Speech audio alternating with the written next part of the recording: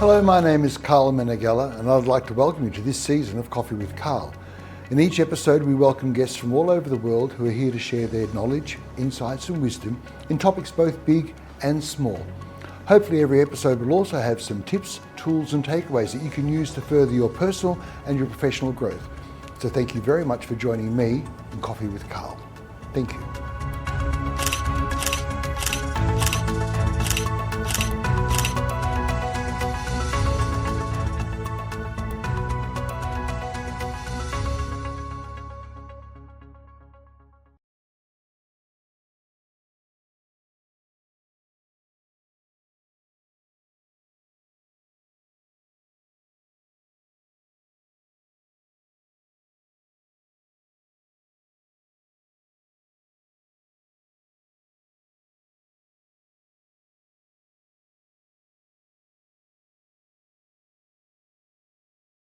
Hello, my name is Karl Meneghella, your host for this episode of Coffee with Karl.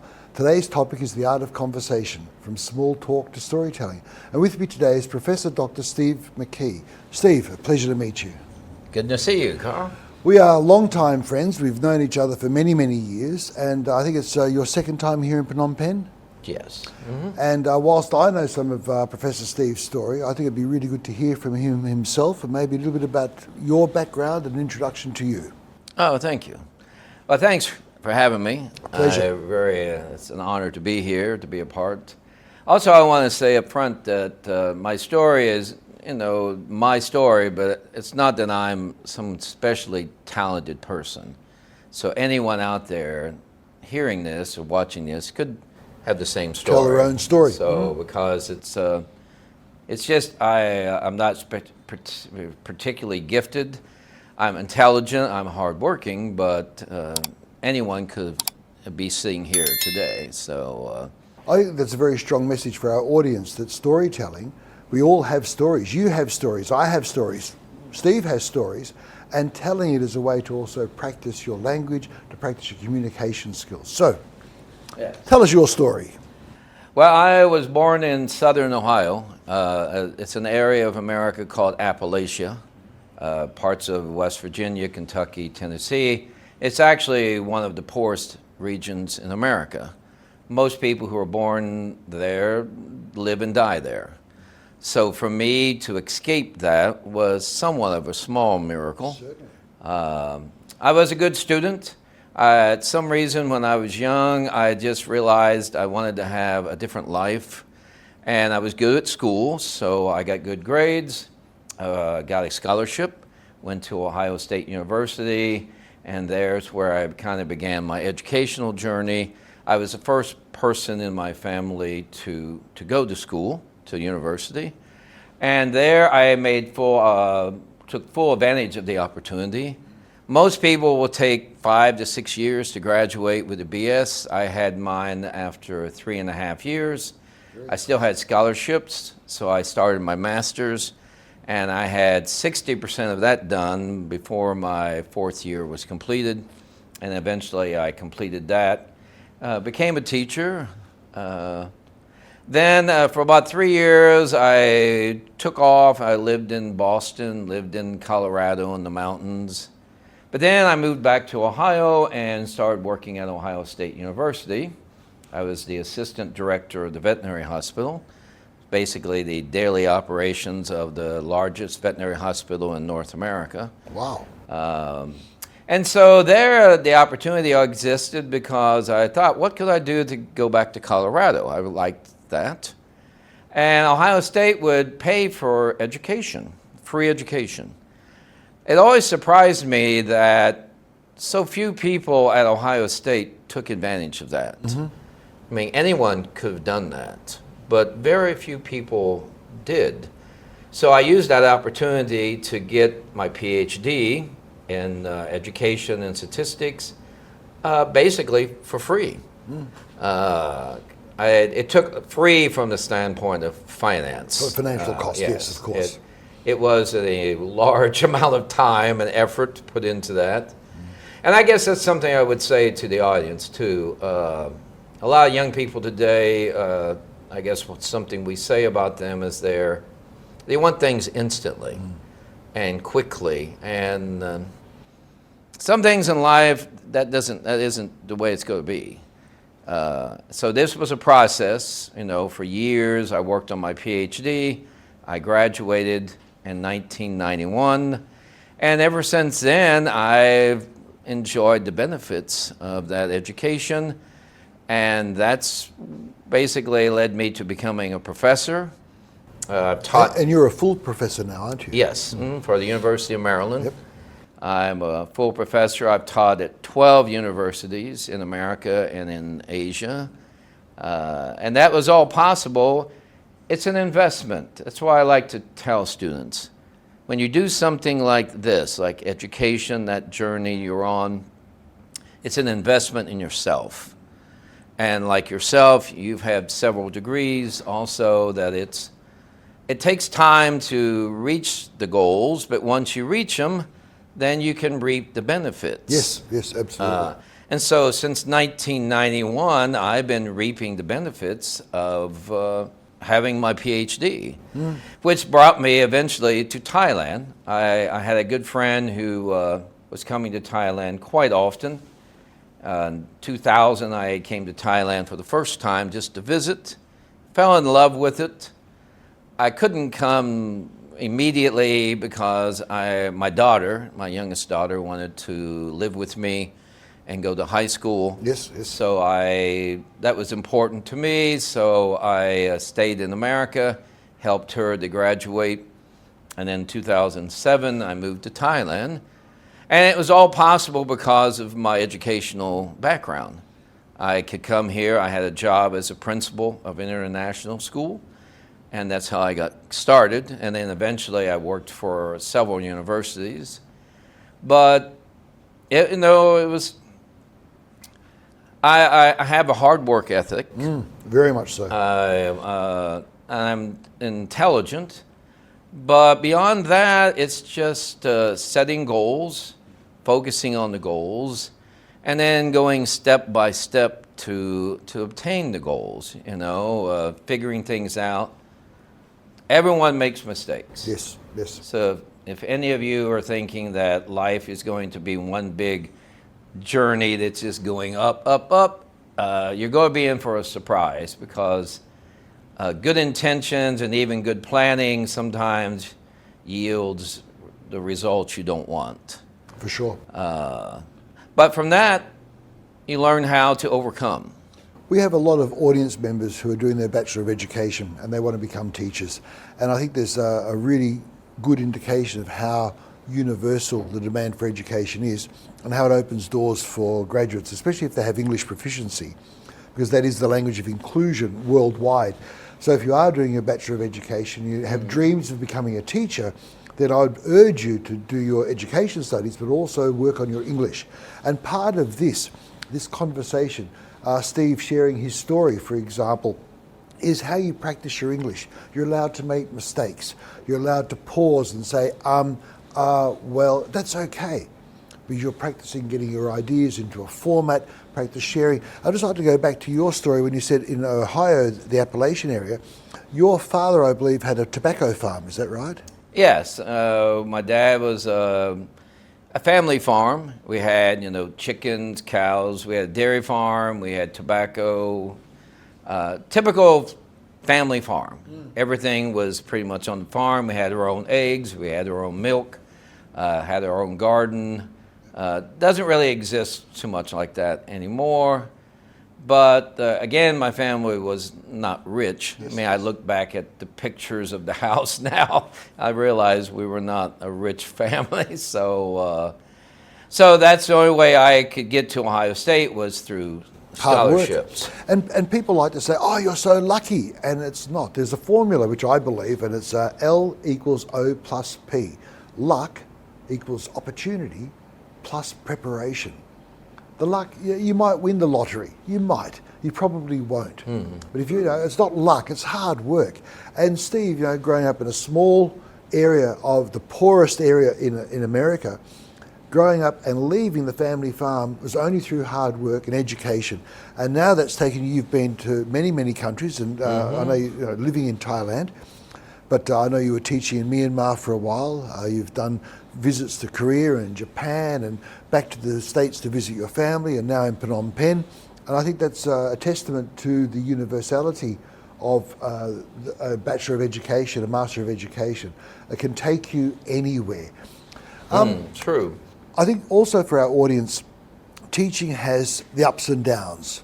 There's frustrations, there's challenges, there's times of despair where you think, why don't these kids get it? Or you have behaviour problems, you might have things like classroom management problems, you might have administrators who don't care as much about the curriculum or care about you as a teacher. And that's fine, and you'll experience those. But there's also times of treasure, of triumphs, of changing people and changing the world. And maybe part of our storytelling, maybe if there's a story you'd like to share about perhaps one of your students. Yes. Well, you're right about the opportunity and basically preparation. So what you're doing now is preparing. Going to school, you're preparing yourself. So when the opportunity presents itself, you're ready. Then you're ready. Luck has very little to do with it, to be honest. You make your own luck. An example. I first moved to Thailand. I was looking the way to make some extra money, and so I put an ad in Craigslist to teach writing, to help with writing. I only did that once. I only received one reply, and it was from a student from Myanmar named Nadar. So we started meeting. She was wanting to write a book, so I was helping her with her writing and encouraging her. She went through some emotional things with boyfriends. Her brother was killed by the military in Myanmar. And so through that, we became actually very close friends. We've traveled a lot together. But I'm so proud of her. You talk about someone. Here's a lady from Myanmar, Mandalay, who basically came and started going to school in ABOC. She was frustrated there. She's studying nursing. And then she, through her own work and money, went to Hawaii, graduated with a degree in nursing there. Then she came to New Orleans. I was there with my son. I paid for her trip down. We traveled up through the States all the way up to Ohio.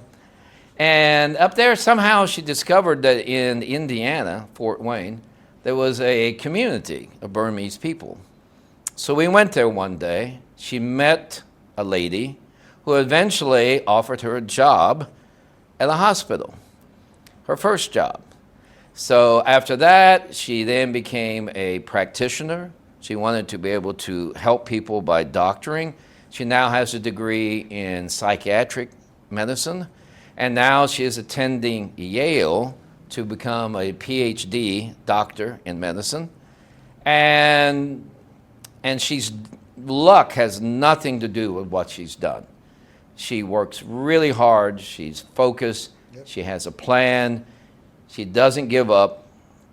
She's always looking to... I'll be honest, I'm amazed. I'm amazed at how someone like her has accomplished so much. And I see it in your face. There's the pride of almost being a father. I think that's a really great testament to some of the joys of teaching. Oh, yes. I use the analogy with teaching that sometimes it's like farming. You plant the seeds as teachers. Oftentimes, those students then move on to other classes and you don't see them.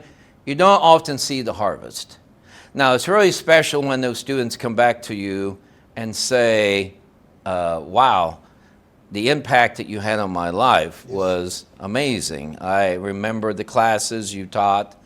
And so, yeah, for Nadar, I've been very pivotal in helping her in her life and with things. And to see her just continue to grow and to develop. To blossom, to take your garden analogy. Yes, it's just been amazing. Can we go back in the story? You said about Nadar finding out about the group in Indiana. Mm-hmm. That's not luck. She found out about the group of Burmese people. Yes, she did find out. So again, as Steve is sharing with you, it's not luck. And sometimes we resent other people. We'll say, oh, he's so lucky or she's so lucky. But oftentimes there's an underlying story of hard work, being attentive, having set goals that you focus on. I think it's really important, a really important message. No, she wasn't lucky. She always is looking for something. Recently, she sent me a picture. She's had some difficulties working in some of these extreme clinics in America with very addicted, drug-dependent individuals, administration who really don't support her. Yes. So she's now opened her own clinic. And so pretty amazing I don't think so, that, no, she went out, she found a place, she opened it. Luck has nothing to do with what she's accomplished. She has a goal, she has a vision, and she's willing to work to accomplish those goals. And she does. You know, I have no idea how she finds out, I mean, these things she does, how she got into Yale, one of the most difficult universities in America to world get famous. into. Yes. It's amazing, you know. And so for anyone who's watching this, you could be me or you could be Nadar. Yeah. Okay, I mean, she is intelligent, but she's very hardworking and very focused and passionate about helping people. We took a trip up into Myanmar back years ago. She was just beginning to practice nursing in Thailand. So we went up to this extremely, isolated village. We took a bunch of clothes and bought some medicine. She had her little stethoscope, and she was up helping people. And it was that was sort of the beginning. I could see how passionate it was that she cared about people. And so anyone can do this. I mean, if you have a dream, there's no reason that you can't find success like this also. But dreaming is not enough. It takes some effort and work. Well, yes, dreaming, sitting on the couch, dreaming and hoping is not going to get the results. She's always looking. Like I said, I have no idea how she accomplishes the things she does. I'm always amazed how she finds opportunities and takes advantage of those to the fullest. Now she's also been appointed. She went to University of Hawaii, so now they're flying her back once a month to teach and help young nursing students there. And while they go to show, we used to joke, because I used to talk to her on the phone when she was a nurse. She was poor. She didn't have a lot of money. It's very expensive, Hawaii is. So I used to joke with her about living on bananas and pineapples. And she used to go to the local church like on Wednesday night because they had like free meals. Yes. She sacrificed a lot to make it happen, but she did. Can I go back to our topic of storytelling? And thank you so much for sharing that story. And I haven't met Nadar, but I already have a picture of her in my mind. And that's because Steve gave us context. He's telling us the who, how, when, where, why, and what. So we know the person, we know the context that she grew up in, we know that where she's progressed to, and that's part of the storytelling. That's fine for you and I who are experienced. What about people who are just starting off? What's some ways you can break the ice, conversation? Like really simply, hello, my name is Karl, pleased to meet you. That's fine. What are some other strategies or some ideas about actually getting into a conversation? Especially for ESL students who are a bit nervous. Well, if finding a common ground or a topic that's of interest, if you're in a class studying a topic, maybe that could be the initial, topic of conversation. And so it becomes a bridge. Some way to connect to each other. Being a good conversationalist also, I think, means being a good listener. Listening to what other people are saying, so that you can respond and carry on the conversation. If you don't, then the conversation will just stop. And asking questions, so that you can get information that will maybe help to take you to the next step in the conversation. I think that's really important. A lot of people are listening, but while they're listening, they're actually formulating what they want to say. And that's True. that's not really listening. And I think we need to learn how to attentively listen to people. And then we can actually ask questions which are really meaningful, which give understanding and allow the person to expand. This is conversations, and I think it's really important that we develop those skills as students. And remember, you might be practicing your English. You already have at least one or two languages. You have your national language. A lot of you have a regional language, and those who live near a border might have the bordering country language. So a lot of English speakers, like Steve and myself, only have one language. We have English. We might have a smattering of other things, but be proud of what you do have, right? And people will forgive you the mistakes you make. You're allowed to have the the pauses, the mispronunciation. You're allowed to do that. Part of the challenge is to risk being a risk taker. You need to risk diving into the conversations. True. And practice. And practice, yes, absolutely. Most of my students, when I teach English, that's one of the problems they have. They really do not have the chance to practice. How would you suggest they practice? Well, often, if they're at an international university, I often tell the Thai students to seek out foreigners, because there are foreigners there. Make friends with them. Simple listening to music, watching movies and TV shows, at least that helps you begin to understand language and conversation and develop your hearing. You talked before about shared interests, so maybe being proactive in your own self and joining clubs, for example. Oh, that's true. If you play basketball or you play table tennis or you play chess, it doesn't have to be a sport, it could be a game, but you're going to find people who are like-minded, and that becomes that bridge again to start the conversations. Oh yeah, so you could go to gaming cafes and play games with people, or go to a sports establishment and watch football. I told one student that. He was a pilot, actually. He was 747, big planes. Yes. and I told him, I said, you should go to and he loved British football. I said, you should go and sit there and converse. I said, you're a very interesting person, because you're a pilot of 747s. Not many people do that. Yes. And so they would be interested, and you could just tell them, I'm trying to practice my English. And you could talk about football, obviously, that's a common interest, and gave him the chance to practice. So it could be anything else, music. Can we go back to practice for a second? Now, I've seen you play basketball, right? And I used to think, I'm so lucky. And I can remember you doing three-pointers. In fact, we'll stop and actually have a look at you playing basketball if we can stop for a couple of minutes, all right?